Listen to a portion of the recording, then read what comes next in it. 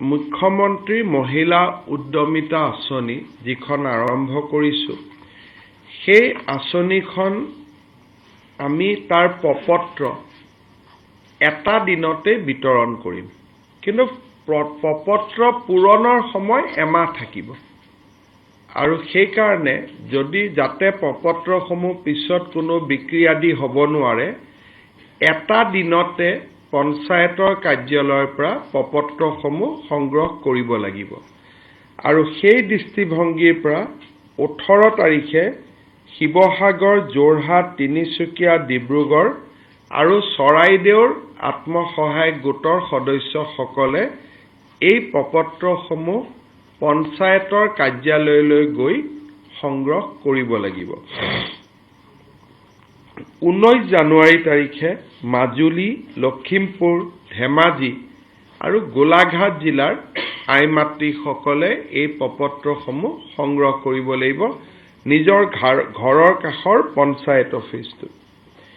20 তাৰিখে কাছাৰ কৰিমগঞ্জ হাইলাকান্দি কাৰ্বি আলং পশ্চিম কাৰ্বি আলং আৰু ডিমা হাছাও জিলাত এই ফৰ্মসমূহ সংগ্ৰহ কৰিব 21 তাৰিখে বিশ্বনাথ শোণিতপুৰ নগাঁও আৰু দৰং জিলাত এই ফৰ্মসমূহ সংগ্ৰহ কৰিব 22 তাৰিখে মৰিগাঁও হোজাই ওদালগুৰিত এই ফৰ্মসমূহ সংগ্ৰহ কৰিব 23 তাৰিখে কামৰূপ মেট্ৰ নলবাৰী তামুলপুৰত এই ফৰ্মসমূহ সংগ্ৰহ কৰিব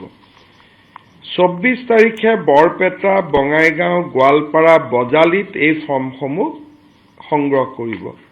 আৰু 25 তাৰিখে ধুবুৰী দক্ষিণ শালমাৰা কোকৰাঝাৰ চিৰাং বাক্সাত এই ফৰ্মসমূহ সংগ্ৰহ কৰিব আৰু ফৰ্মসমূহ পূৰণৰ ক্ষেত্ৰত আইমাতৃসকলে এমাহ সময় লাভ কৰিব